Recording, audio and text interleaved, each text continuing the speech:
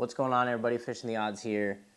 Today I'm going to be talking about the two new rod setups I got, a couple of the techniques that I'm going to be running for this spring Chinook season, going into fall Chinook season, and ocean fishing season. All of this stuff's going to translate. Not really going to go in depth on rod setup, like all the way from bumper leader to flasher to hooks and everything like that. I'm just going to be showing you the things that I'm running. And you can go check out the rest of my content for like tutorials on how this stuff works, right? So I want to start with my rod setup. I got two new rods I'm running this year. They're super sweet, guys, and honestly, I can't wait to fight my first fish on them. I have not even been spring Chinook fishing yet this year. It's April 3rd, and I have been too busy, needless to say. So I'm excited to just kind of show you my new lineup this year. And show you some of the techniques I'm going to be running out there, some of the little things that I do that I kind of enjoy doing, and I feel like you guys could too. So let's dive into it, guys, and let's start off by showing you the new rod and reel combo. This is the Striker trolling rod. This is a 9'4". This is the 15 to 40. Honestly, guys, the steelhead rods I'm very impressed with, as you guys have probably heard in the few steelhead videos that you have seen this year. So I decided to give it a shot for the trolling setups. I chose personally a heavier rod. This, like I said, this is the 15 to 40. I chose a heavier rod because I do a lot of buoy 10, 16-ounce leads, 20-ounce leads, 360s, big waves, big currents, big tides, and I fish the ocean, for coho and kings, and I really wanted something that is going to hold up to all those conditions and take a little bit of a beating, so I got a heavier rod. Striker does make lighter rods. They make a 10 to 30, they make a 10 to 20, so they make lighter setups you guys can go check out.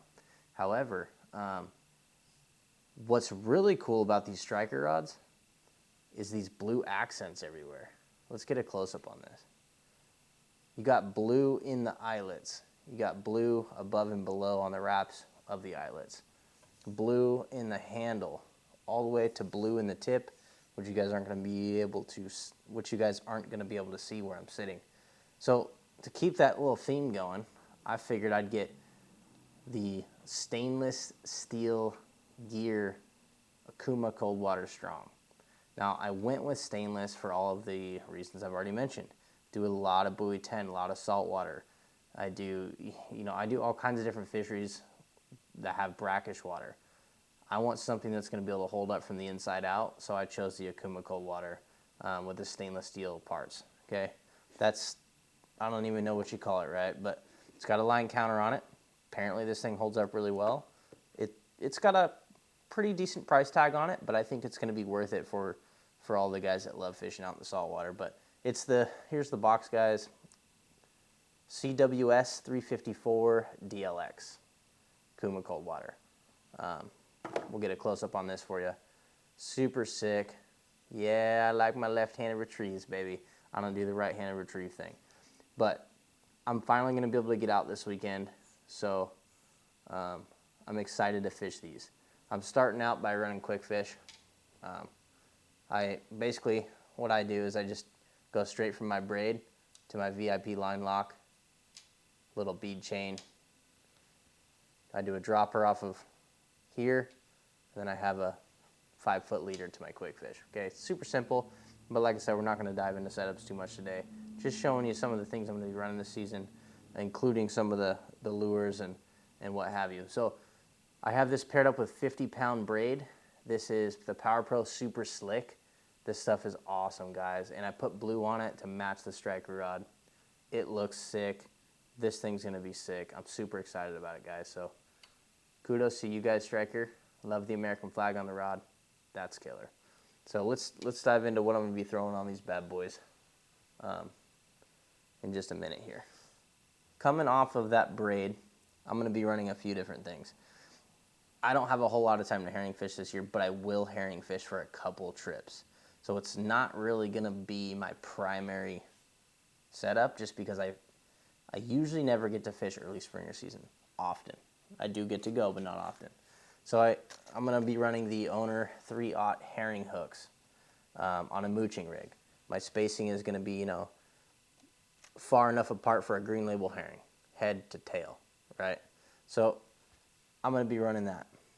I haven't had time to get things set up, but if you guys don't know how to tie a mooching rig, just go on to some of my old content. You know, Addicted Fishing's got their own stuff out there.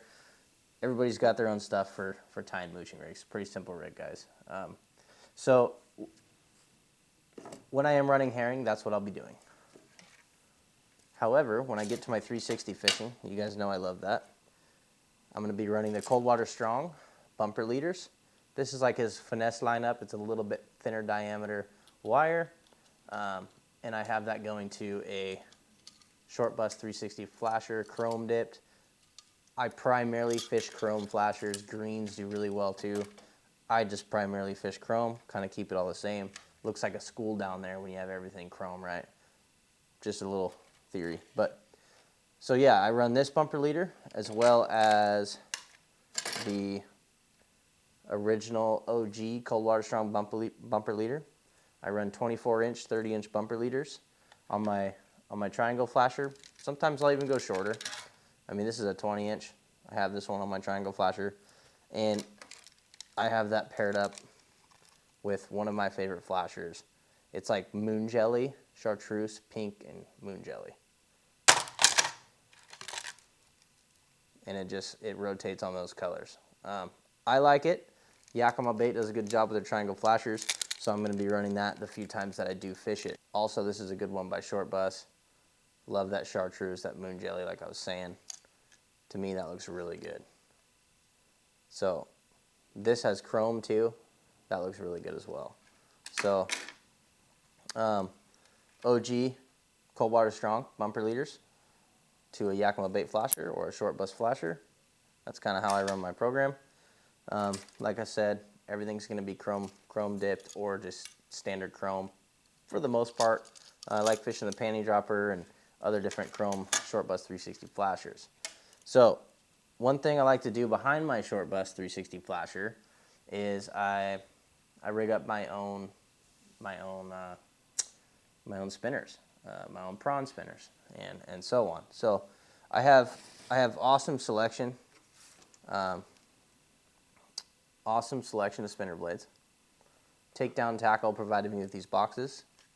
Makes a pretty sweet box, but I've been fishing a lot of high-class Tackle's blades, guys. He powder coats his blades. I think that's killer. So high-class, kudos, buddy. Love your product, man. Keep doing a good job. So I'm running a lot of high-class tackle, a lot of Takedown Tackle, and definitely run a lot of Hildebrandt and Mulkey blades. I love the shape of the Mulkey blade. Look at this. Let's just grab one out here. There we go. I love the shape of that teardrop, you know, kind of elongated point to point, like a leaf almost, you know. But I love the shape of that Mulkey blade, guys, and I catch a lot of fish on Mulkey blade spinners. Hildebrandt blades as well. I did really well upriver for springers with the Hildebrandt blades. It's a smaller profile blade, so you know those days when they're maybe being more finicky on the bigger blade. The 3.5 Hildebrandt is actually smaller, so I love running the 3.5 Hildebrandt as well. So in tying up my own spinners, I'll kind of show you a couple real quick. I basically tie them as soft spinners, guys. And if you want to see how I tie these, I tie 2 hooks. Often I tie 2 hooks, throw a little rubber sleeve down it, throw some beads down it, and then slide the spinner blade down the line. Okay, so very, very straightforward. Go check out this video on how to tie soft spinners. I posted it last year. Gonna be doing that hot and heavy this year. So on those hand-tied spinners, guys, the soft spinners, I run the VIP plastic clevis. It's the black one, and I have no problems with blades coming off, these snapping, these breaking, anything like that. I just run it down the line, attach my blade right to this. I don't run a little metal bearing, I just run it straight down to the beads. So that's how I like to do that. The line I'm going to be running is going to be your Seagar, right? Your 40 pound primarily, even though 99.999% of our springers are like 6 pounds. Occasionally you'll catch a big one, and then come fall season you're going to want 40 pound anyway. So 30 pounds fine too, but I've snapped 30 pound on big fish before, so I like sticking around that 40 pound. Salmon really don't care that much. So that's kind of what I'm doing this season, guys. I'm going to be hand tying a lot of prawn spinners, hand tying a lot of regular spinners. I'm definitely going to be running these new striker setups. I'm super stoked about that coming up this weekend. For springers as well, I'm going to be running a little bit, and especially falls, spin fish, guys. I love my spin fish. Yakima Bait did a hell of a job with these spin fish. So I'm definitely going to be running a lot of these. In the ocean, they're killers. They're amazing. I'd take this over bait in the ocean. Ask my buddies, we can argue about that. But so run the hoochie off the backside of those in the ocean. Obviously, I lost a lot of setups last year. I used to have 2 leaderboards full of just spinners with hoochies. They've done really well for me. So as you guys have seen, go check out some of my ocean content. It's there. Here's some other spinners that I tied up. Got some high class on there. Got some takedown tackle on this leaderboard. So the way I did it was I kind of split it up between types of blades. So I put high class and takedown tackle on the same leaderboard, and then I threw all of Yakima Bait's multi-blade spinners and Hildebrandt blades on another leaderboard in my boat. So I kind of keep it organized, right? And I did the same thing when I organized my spinner blade boxes. Yeah, so that's the lineup, guys. Hopefully this gave you a couple ideas. Like, you know, I'll post links to those other videos in the description below, so you guys can go check out how I tied my soft spinners if you haven't seen that. You can check out all kinds of stuff that I got on the channel, guys. So I'll post the links in the description below of the videos that I mentioned, and if you want to check them out, go check them out. If you guys want to hit that subscribe button, I'd greatly appreciate it. I got some discount codes for y'all on the channel if you feel like using them. It's code odds15 is for steelhead gear. You guys can get 15% off anything you purchase on Steelhead Gear's website, as well as 15% off Elevated Tackle on Elevated Fishing's website. So you can use code fishingtheodds there. They're small commissions for the channel, guys, and they allow me to keep going, keep on keeping on. And yeah, so I appreciate it, guys. 11,000 subscriber giveaway is next video. I'm going to be announcing it next video, so stay tuned for that. I apologize on the delay. Very busy this year, but we got some Yakima Bait product we're going to be giving out. We got some short bust product we're going to be giving out, and a couple other things. So anyway, stay tuned, guys. I appreciate all of you for staying with me this long and subscribing and being a part of the channel. It's going to be a good year for fishing. I'm going to be doing some fun traveling, doing some bluefin tuna again this year. I got a lot of steelhead videos coming up, so stay tuned for all the steelhead videos. Yeah, so this is just a getting the year started for trolling season. That's what this video is all about.